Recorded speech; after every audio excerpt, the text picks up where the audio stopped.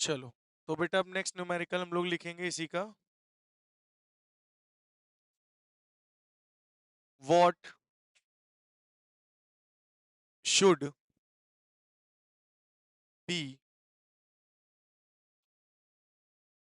The height of a building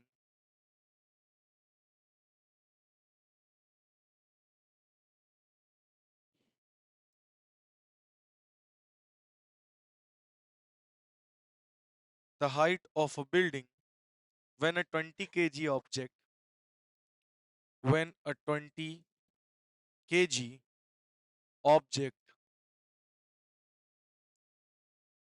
dropped from the top dropped from the top dropped from the top of the building building से छोड़ा जा रहा है उसको possesses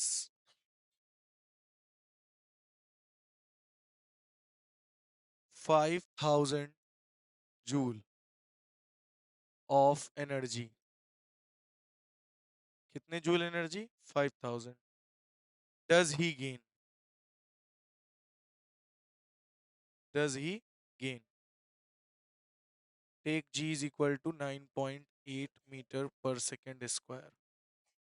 चलिए इस क्वेश्चन को लगाइए आप लोग।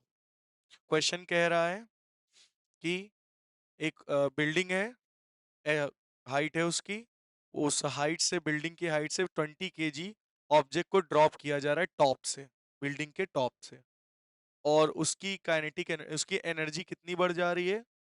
5000 जूल। तो कितनी हाइट से ऊपर उसको फेंका गया होगा कि इतनी एनर्जी आ गई होगी? एच निकालना है आपको। चलिए फाइंड करिए। चलो इस क्वेश्चन को लगाते हैं फिर हम लोग। हमको क्या क्या दिया गया है पहले ये देख लो। एक बॉडी का जो ड्रॉप की जा रही है उसका मास है 20 kg, जो कि ऊपर से नीचे गिर रही है। जी की वैल्यू क्या है? 9.8 मीटर पर सेकेंड स्क्वायर। और यू की वैल्यू कितनी दे रखी है? 5000 जूल। ठीक है, तो U is equal to mgh। तो H is equal to U upon mg। U की वैल्यू कितनी दे रखी है? 5000 अपॉन मास कितना दे रखा है? 20 इंटू 9.8। पॉइंट हटाओगे जीरो बढ़ जाएगा, जीरो से जीरो कैंसिल हो जाएगा, है ना। 2 2 ज़ा 4, 2 5 ज़ा 10, 0 0। 2 4 ज़ा 8, 2 9 ज़ा 18। ठीक है, फिर 2 1 ज़ा 2, 2 1 ज़ा 2, 2 2 ज़ा 4, 2 5 ज़ा 10, 0। यही आ रहा है। आगे अब डिवाइड करो। 1250 आया ना, डिवाइड बाई 49। 49 की टेबल कितने टाइम्स में पढ़ सकते हो? 1250 लाना है, 20 टाइम्स कर लें एक बार में, तो कितना हो जाएगा? 98 ज़्यादा हो जाएगा, है ना। क्वेश्चन में दिया क्या क्या गया है? मास दिया गया 20 kilo. What should be the height of a building when a 20 kg object dropped from the top of the building? Building से, ठीक है, possesses 5000 joule of energy, does he gain? मतलब उसकी एनर्जी कितनी बढ़ जाएगी? 5000 जूल एनर्जी बढ़ जाएगी। तब उसका बिल्डिंग की हाइट क्या होगी? मतलब ये बिल्डिंग है, यहाँ से नीचे फेंका गया ऑब्जेक्ट 20 kg का, उसने एनर्जी कितनी गेन कर ली? 5000 जूल। और इस बिल्डिंग की हाइट आपसे पूछी जा रही है ना, तो फॉर्मूला क्या होता है? U is equal to M G H. H निकालना है, H is equal to U, 2/mg। तो आंसर, अरे सॉरी, इसमें जी की वैल्यू 9.8 नहीं 10 दी गई है। जी की वैल्यू 10 दी गई है, ठीक है। जी की वैल्यू 10 दी गई है तो यहाँ पे 10 रख दीजिए बस। देखते हैं आता है नहीं। तो इसको हम सॉल्व कर लेते हैं। u की वैल्यू 5000, m की वैल्यू 20 इंटू 10, 0 0 0 0 2 2, यानी 25 मीटर होगी बिल्डिंग की हाइट। ठीक, ऐसे तुम्हारा आ रहा होगा 24 पॉइंट समथिंग। हाँ सही है, क्लियर हो गया। तो बेटा अपना जो नेक्स्ट टॉपिक है वो है law of conservation of energy. क्या पढ़ने जा रहे हैं? Law of conservation of energy. Law of conservation of energy. बताओ क्या होता है law of conservation of energy? मतलब energy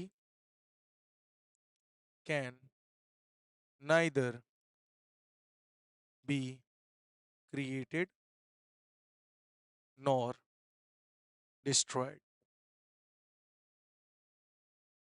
but it can be transformed in one form to another form। मतलब हम एनर्जी को ना ही क्रिएट कर सकते हैं ना ही डिस्ट्रॉय कर सकते हैं, ठीक है। हम बस एनर्जी को क्या कर सकते हैं? कन्वर्ट कर सकते हैं। किसमें? एक फॉर्म से दूसरे फॉर्म में एनर्जी बदलती है, कि क्रिएट और डिस्ट्रॉय कभी नहीं होती। क्या होती है? केवल एनर्जी बदलती है। जैसे कि ये लाइट जल रही है, लाइट भी एक एनर्जी है। तो इलेक्ट्रिकल एनर्जी से लाइट एनर्जी बन रही है, तो इलेक्ट्रिकल एनर्जी किस में कन्वर्ट हो रही? लाइट एनर्जी में। क्या ये बात समझ में आई? है ना। अब जैसे कि तुमने देखा होगा डैम के नीचे टरबाइन लगा देते, मोटर, जनरेटर। अब पानी आता है तो टरबाइन घूमता है, तो पानी आ रहा है तो एक मैकेनिकल एनर्जी लग रही, पानी टरबाइन को घुमा रहा है। अब जनरेटर घूमेगा तो क्या प्रोड्यूस करेगा? Electricity, electric energy. क्या प्रोड्यूस करेगा? Electric energy. करेगा या नहीं करेगा प्रोड्यूस? तो मतलब मैकेनिकल एनर्जी किस में कन्वर्ट हो गई? इलेक्ट्रिक एनर्जी में। तो यहाँ पे हमारे अर्थ पे केवल एनर्जीज का क्या चल रहा है? ट्रांसफॉर्मेशन। मतलब एक फॉर्म से दूसरे फॉर्म, दूसरे फॉर्म से तीसरे फॉर्म। एनर्जी ना ही क्रिएट होती है ना ही डिस्ट्रॉय होती है, बस एक फॉर्म से दूसरे फॉर्म में बदलती रहती है। ट्रांसफर नहीं, ट्रांसफॉर्म होती रहती है, ठीक है, एक फॉर्म से दूसरे फॉर्म में। ठीक है। जैसे कि इलेक्ट्रिकल एनर्जी लाइट एनर्जी में कन्वर्ट होती है।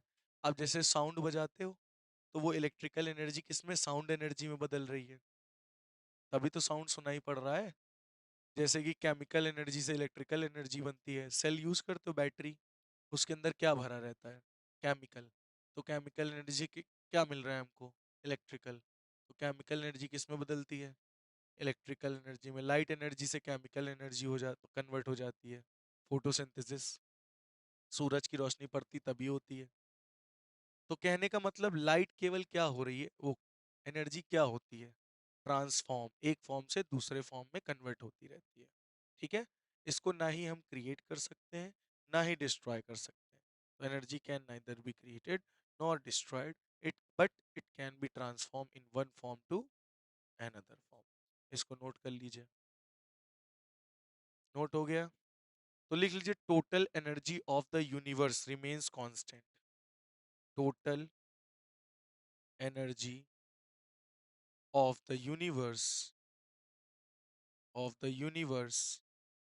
remains constant। क्या ये बात आपको समझ में आई? क्या बोला गया? टोटल एनर्जी पूरे यूनिवर्स की टोटल एनर्जी कांस्टेंट है, मतलब कंजर्व्ड है, ना ही क्रिएट होती है ना ही डिस्ट्रॉय होती है। ठीक है, total amount of energy always constant. पूरे होल यूनिवर्स का टोटल एनर्जी क्या है? कांस्टेंट है। तो इसको नोट कर लीजिए, ये आपका जनरल लॉ है, law of conservation of mass. तो कितने बच्चों को क्लियर हो गया कंजर्वेशन ऑफ मास? उत्कर्ष बताओ, कंजर्वेशन ऑफ मास के बारे में मैंने क्या बताया आपको? तो क्या बताया, मैं फिर से एक बार दोहरा रहा हूँ, ध्यान से सुन लेना। कंजर्वेशन ऑफ एनर्जी क्या कहती है कि एनर्जी को ना ही हम क्रिएट कर सकते हैं ना ही हम डिस्ट्रॉय कर सकते हैं, है ना? एनर्जी ना ही बनाई जा सकती है ना ही खत्म की जा सकती है। एनर्जी बस, एनर्जी का कन्वर्जन चल रहा है एक फॉर्म से दूसरे फॉर्म में, बस एनर्जी बदलती रहती है। हाँ, ना ही क्रिएट होती है ना ही डिस्ट्रॉय होती है। मैंने क्या बोला? पूरे यूनिवर्स की एनर्जी जो है वो कांस्टेंट है, कंजर्व है।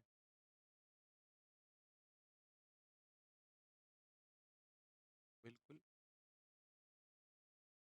ठीक है, तो इतना नोट कर लीजिए डेफिनेशन के साथ जिन्होंने नोट कर ली। चलो एक न्यूमेरिकल और करो।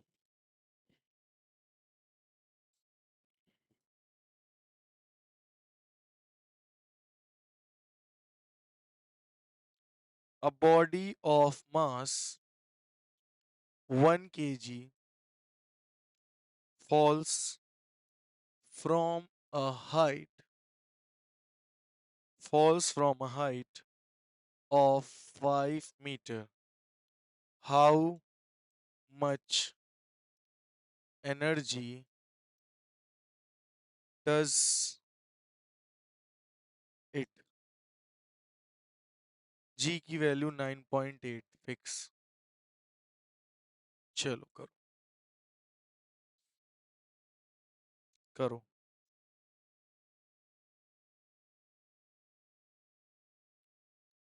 चलो अब बेटा इसको हम लोग सॉल्व कर लेते हैं पहले। मास है तुम्हारा 1 kg, जी की वैल्यू है 9.8 और हाइट कितने मीटर है? 5। U is equal to mgh। m 1 × 9.8 × 5। आप इन सबको मल्टीप्लाई कर दो, आपका आंसर कितना आ जाएगा? 49 जूल। समझ में आ गया है? नोट कर लीजिए।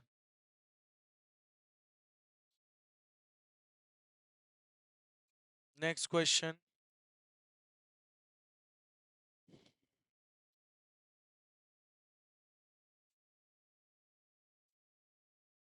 A ball of mass 0.2 kg is thrown vertically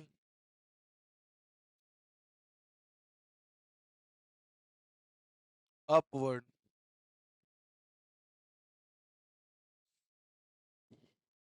चलो हम इसका गिवन आपको दे देते हैं, ठीक है? मास दिया गया है 0.2 kg, वेलोसिटी दी गई है 20 मीटर पर सेकेंड। आपसे काइनेटिक एनर्जी पूछा गया है। मास दिया गया है, वेलोसिटी दी गई है।